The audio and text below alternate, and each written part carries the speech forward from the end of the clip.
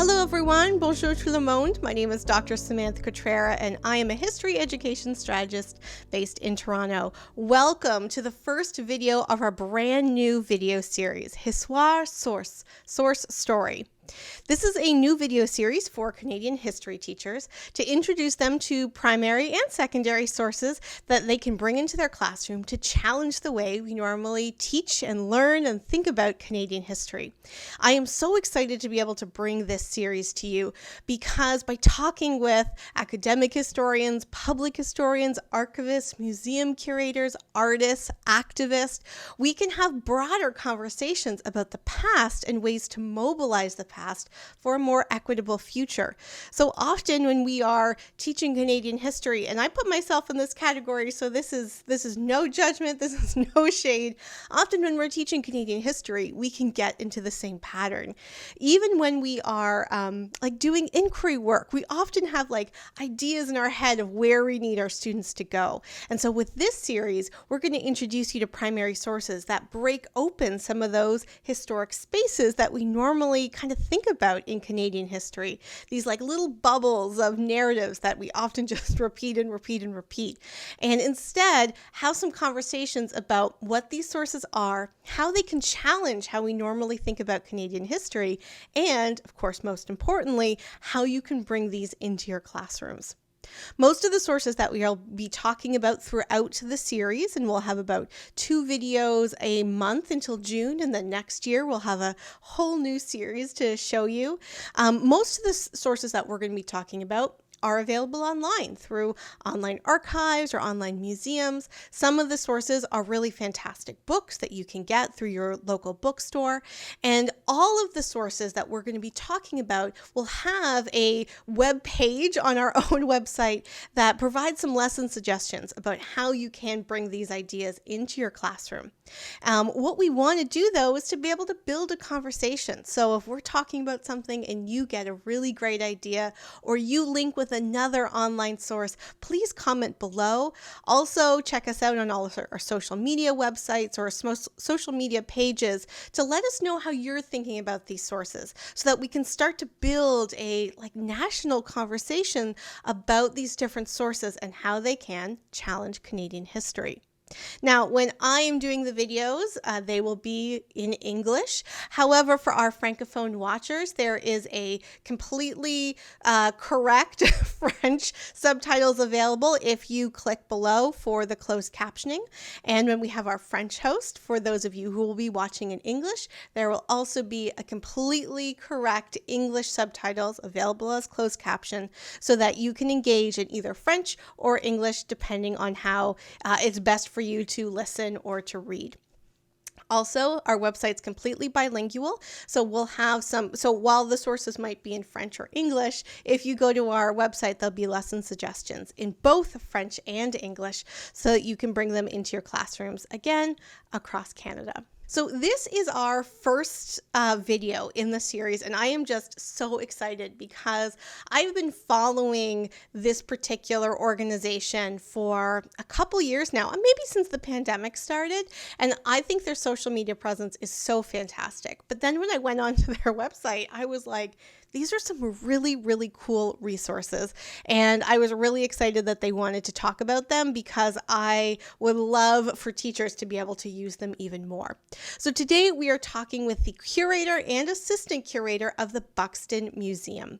Now, Buxton, Ontario is a small town in southwestern Ontario. Now, why is this relevant to the rest of Canada? Well, they have different sites that are both available in the real world, on property. I don't know why I can't think of these words now. We're just so used to Zoom. But they also have renderings of these spaces on their website. See, I can say that because I'm used to now talking to a computer for the last 2 years. And so these sites are so interesting to be able to visit, both in real life and in the real life on websites. Again, I can't even think of those words. Because here's the thing, they are kind of mid 19th century, late 19th century, early 20th century sites. The site we're going to be talking about today is their schoolhouse. And normally when we are teaching about this period, right, like I said, the kind of mid to late 19th century, early 20th century, we're talking about things like Confederation. If we're talking about a schoolhouse, we often like focus on things like gender division between the girls and the boys. They have different like doors. We talk about like the strictness of schools, or the fact that like young people, would go at different times in order to help on the farm. Like, these are probably narratives that you're familiar with because they are the standard narratives we often talk about when we are teaching about schools during this period. Now, how often do we link our conversation about schools with our conversations about Confederation, right? Like not very often.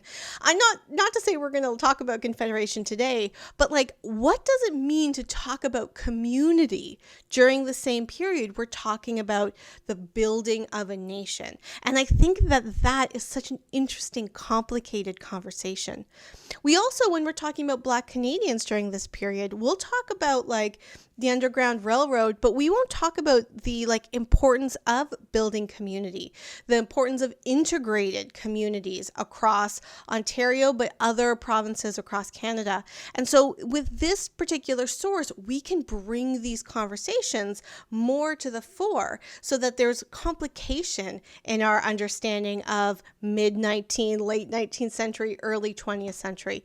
And so I'm really excited to talk with the curator and the assistant curator of this museum to be able to discuss why a source like their 3D rendering of a schoolhouse can invite these conversations. So let's go over to Zoom. We're going to meet both Shannon and Mariah and have this kind of rich conversation. Please don't forget to subscribe, like, and comment below when and if you have ideas about how to bring these conversations into your own classroom. Let's go over to Zoom. Hello, both. Thank you so much for talking with me today. I am so excited to be able to start the series talking to both of you, both the curator and assistant curator of the Buxton Museum. So before we get too much into the conversation, do you want to introduce yourselves? My name is Shannon Prince, and I'm the curator at the Buxton National Historic Site Museum, and I'm also a sixth-generation descendant from the site.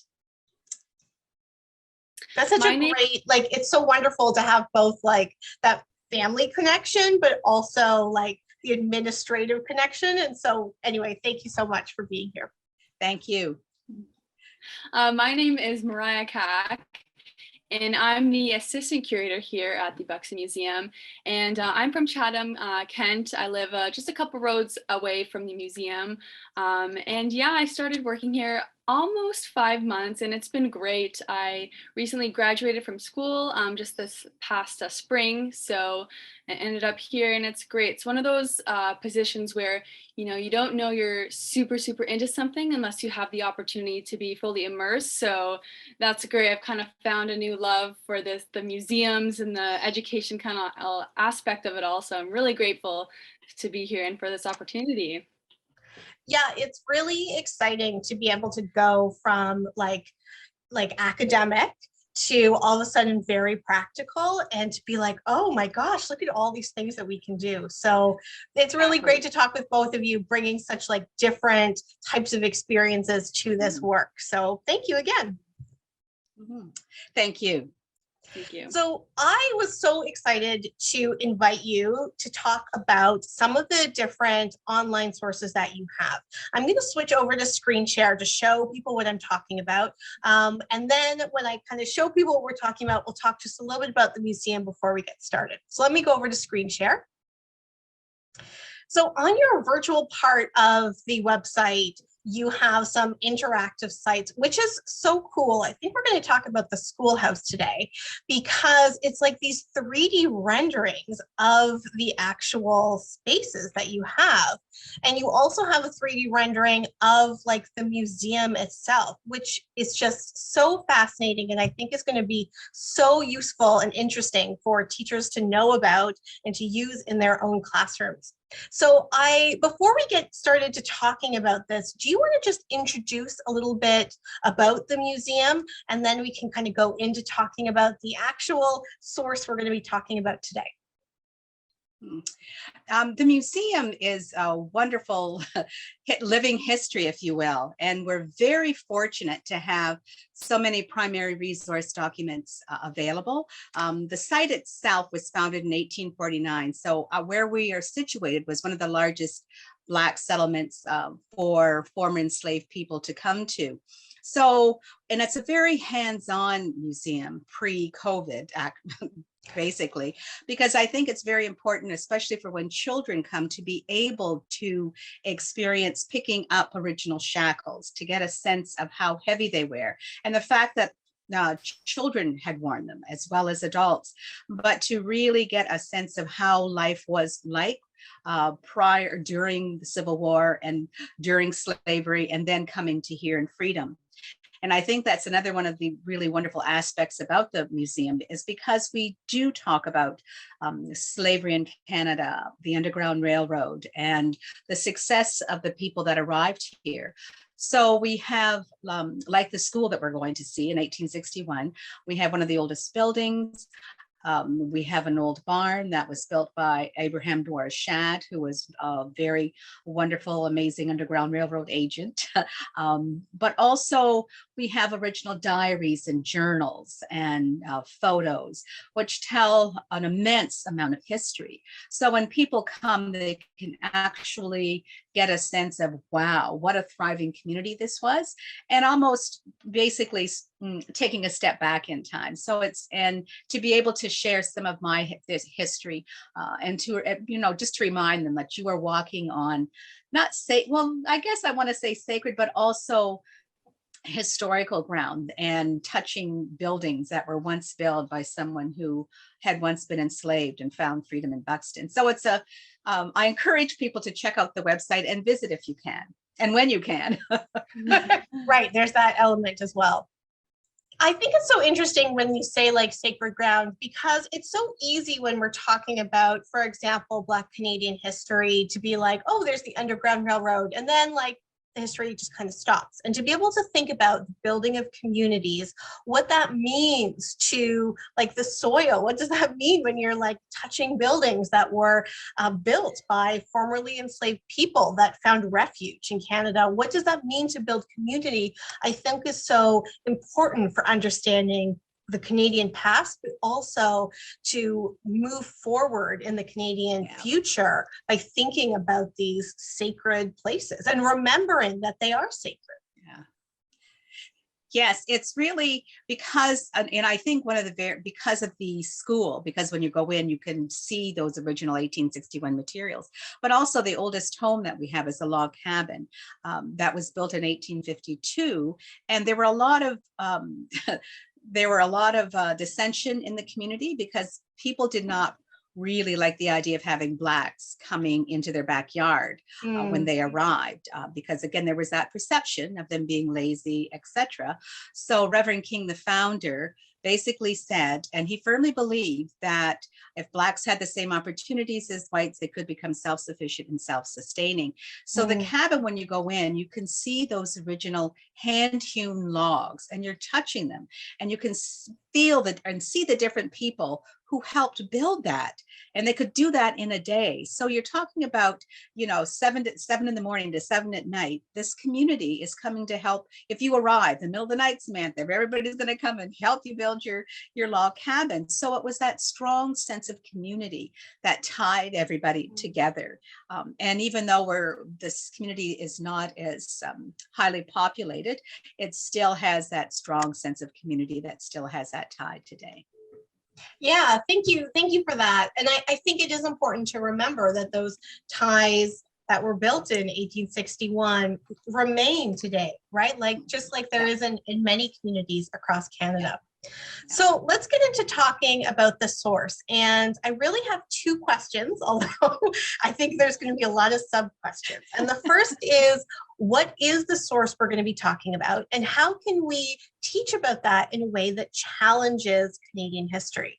So I think, Mariah, you're going to start us off by talking about the source itself, correct? So this building is one of the original buildings, schoolhouses built on the Buxton settlement. So it is otherwise known as SS 13 Raleigh. And again, it was one of 3 schools built in Buxton, and they were built out of necessity.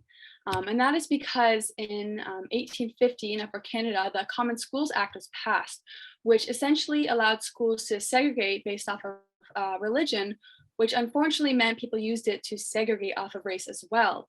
And with that said, many of the Buxton students were not allowed to attend schools in the surrounding community. So this school was built for those students. Now, ironically, so the education that was taught here was very, very high. It was a classical education, so classes in both Latin and Greek.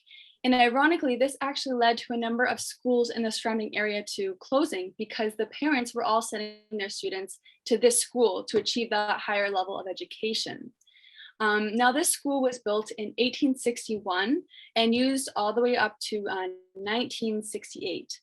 And when you look inside here, so the school was actually integrated from the start. So in many of the class photos, you'll see, you can get to some better angles. Actually, here we go. There's both white and black children. So they, again, chose to be integrated from the very start. But the actual program that we're using to be able to view this is, again, it's called Matterport, which is that 3D kind of a rendering, which is so great because you can, walk around the whole building. So right here is the boys' cloakroom. And on the other side is the girls' cloakroom. So that's where they would have come in to hang their coats and outdoor clothing. And while we're in this room, I also want to point out the walls and the ceilings. So that's 85% original tin. And it has been color tested as well. So it is the original color. Let's hop into the main body of the building here.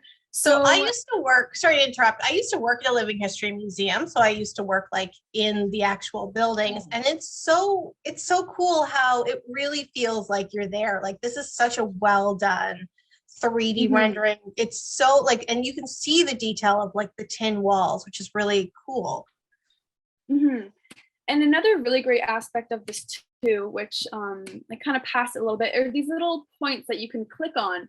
And it's great because it provides a lot of more information about the building or the object, in different ones, different colors mean different things. So the orange is like the videos. Again, green is just more information. So it's great if you're not super familiar with the history of the building, because if you're unable to go in person for a tour, this is available right at your fingertips to do so. Now at its height, there were actually 100 students in this building. Wow. And there are currently 53 desks, to kind of put it into perspective. And kind of how they did this was oftentimes they would use like the buddying up system, which is some of the smallest students would pair up with another small student in one of the larger desks here, if you can see my mouse there. And then maybe some of the older students would sit one person in a smaller desks.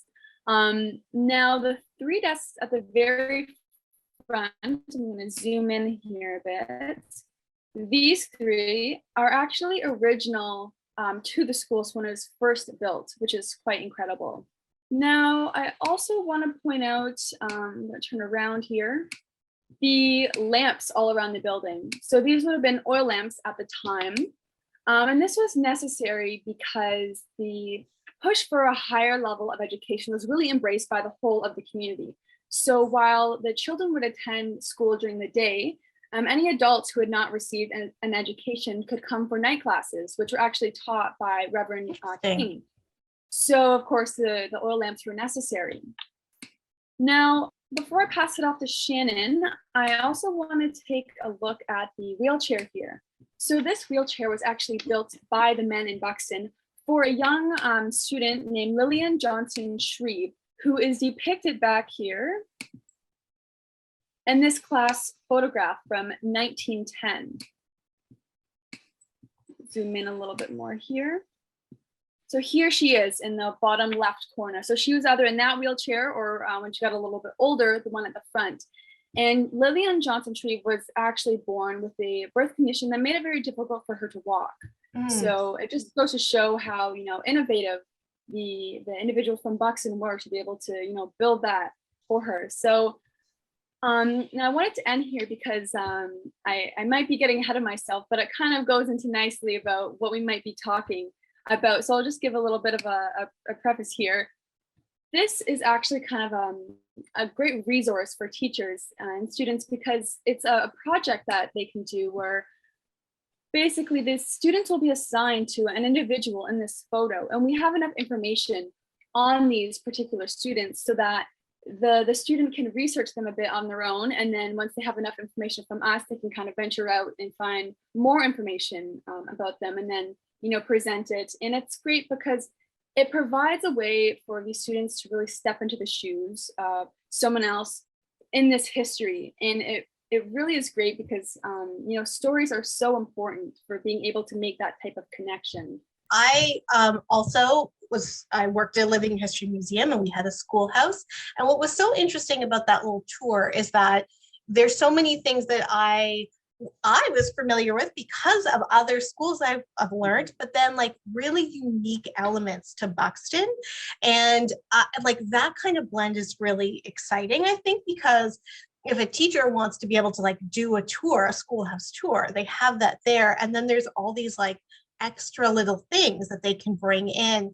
And that's why I wanted to talk with this museum versus another museum, because I think that those extra little things can bring in so much more like complexity and richness to the history of this time period and how we like think about these different elements of history.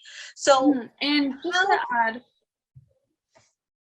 just to add to what you're saying, I completely agree. And I think the source is so important because it allows people to, view this history from an Afrocentric lens, which I find in schools, at least when I was in elementary school and history, we really weren't exposed to as much as I would like to admit, or as I wish we would have been.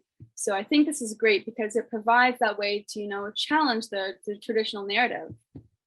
Yeah. And so my second question is, how can we use this source to further challenge Canadian history generally? And I think like starting with being like, this can be a very much an Afrocentric conversation is like the first way to start. So how do you think we can use this source even more to challenge Canadian history?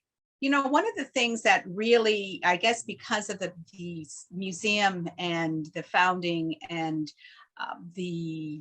how it was founded, and I think one of the big things here was the integration, and I think that is a vital component anymore to me, especially with what is happening within the world, because I think some of those myths are still out there. And in order to help dispel them, they need to really understand the success and when they did arrive and how significant and how effective integration was here within the settlement, because it proved, because once the whites were seeking out this education, they were looking at Blacks through a whole different lens. And now it's like, wow, they're not as bad as I had previously conceived them to be. So now, and I think with today's generation and our eventual future, because this gives them a broader knowledge and it builds relationships and it brings everything into context with such a diverse culture that we are having now. Because I think for so long it has been so European focused. And now I think because they're understanding the different cultures that have shaped Canadian history, that narrative, that there were so many people involved that they really need to embrace all of them. So I think we are just one of, and so because I think this is a perfect example of how this community went from being shunned to being one of the most successful of all the Black settlements that were established in Canada West at the time. Some of them didn't come to fruition, but there were so many amazing people that left this community that were educated here. We have the first Black Canadian doctor, Anderson Ruffin Abbott, the first congressman in Alabama, James Rapier, who was the first Black teacher at that school that Mariah just showed you, Lillian Johnson, who became Marcus Garvey's secretary. So these people, even though they were shunned and the obstacles that they overcame, that did not stop them, even though they were, you can't do that, which was something, it was their spirit and their passion. They can shackle their hands, their feet. You're not going to shackle my mind, my determination, and my heart to grow and continue. And my family is going to succeed. So I think we are one of those perfect examples, but I think it needs to be challenged throughout, because I know there was discrimination and segregation in so many places across Canada, because I think the last segregated school was down in Essex Way in 1960s. So I think, people need to start looking in their own backyards of what has happened, because there's so many different communities, settlements that were established. But we were one that was very successful. And I think, it's looking at the past so we don't repeat it. We need to look at the future. We don't need to repeat the past. So we need to embrace that. And I think that's one of the things that is really important about this 1910 photo that we have, to really step into someone's shoes and to see where they came from, their journey along the way, and coming to Buxton, getting educated, and then leaving and becoming successful, and to appreciate who we are. Yeah, and like the 1910 photo, just for viewers, it was that last photograph that Mariah showed, and I think we're going to go back to that in a second. But I just wanted to pick up on something that you said there, because you had said community, and then you were like, oh, settlement. And I think that's I think that slip of words is so important, because you can have settlement, but what does it mean to build community? And I really loved the tour that you gave us of the school, Mariah, because there were so many different elements there that showed what community building is about. And Shannon, when you're highlighting the fact that this is an integrated school, it also demonstrates what it means to actually have an inclusive community. Yes, you're going to have nighttime classes for adults, and you're going to ensure that people with different abilities are able to participate, but also that there isn't that type of exclusion, or that there is an invitation for openness. And I really appreciated the resonance of community that came through when you're talking about this schoolhouse, because I know when I have taught about schoolhouses like this, that isn't necessarily my focus. And it's so interesting in this site that it is. Mm-hmm. Yeah.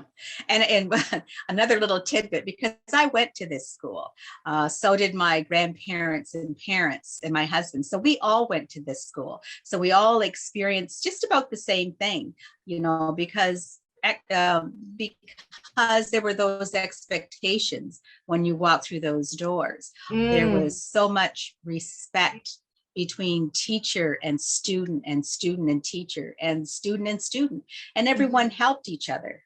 And again, because it was a farming community, and if you weren't at school, the teacher would ensure that you would get your work done. They would bring it home to you, or another classmate would bring it home. If you were walking down the street and the people sitting on their porch knew that there was a geography test, they would ask you about that. And if you didn't know the answers, come on in and let's have some sugar cookies or whatever until you learn them. So the community was right there with you every step of the way. So it was wonderful.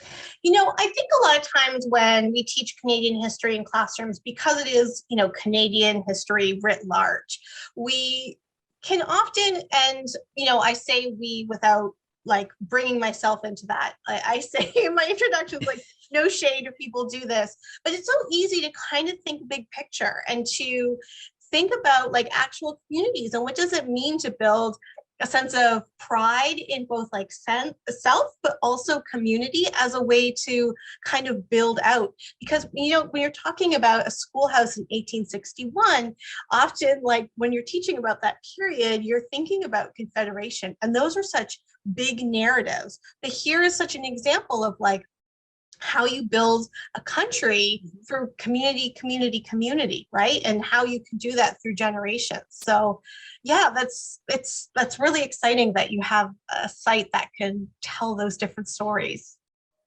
It is. And I think we're very fortunate, very one of the rare examples, if you will, that's still existing as that small Black community. Yeah. And one of the other things we often do in our Canadian history classes, again, no shade, is that we often like will stop history, right? We'll be like, well, that happened in this kind of bound time period. And there aren't these like, it's harder to connect things to the present. But I know, Mariah, you kind of teased us a little bit about that photograph of the back of the classroom and ways that teachers can kind of invite those longer connections with their students. So maybe as a way to kind of conclude the conversation, you can take us back to the school and introduce us to one of the activities that you have available online. We've done this in the classroom, and it's called Voices of Freedom. So essentially, when a school would come, we would send, like Mariah was saying, information to the teachers, and they would have research, resources, and answers. And the students would just get a research component. So each student would be assigned someone.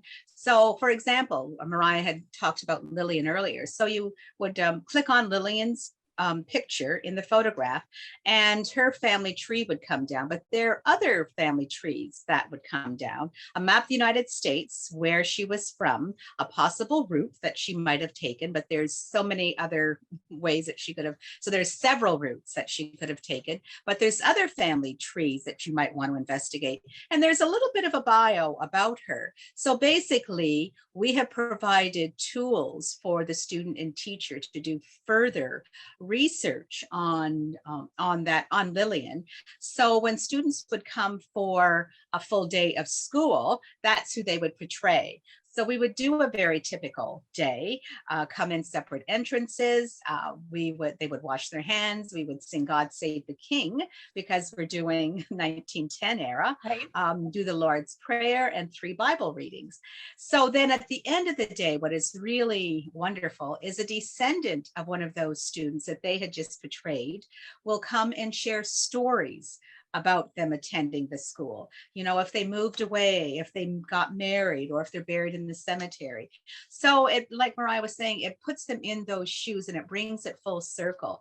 And I'll tell you, when students have come, when at recess, they would go to the cemetery to see, where am I buried? And they would get excited, like, this is my stone, so it's really interesting to see them getting so engaged and involved in who they are.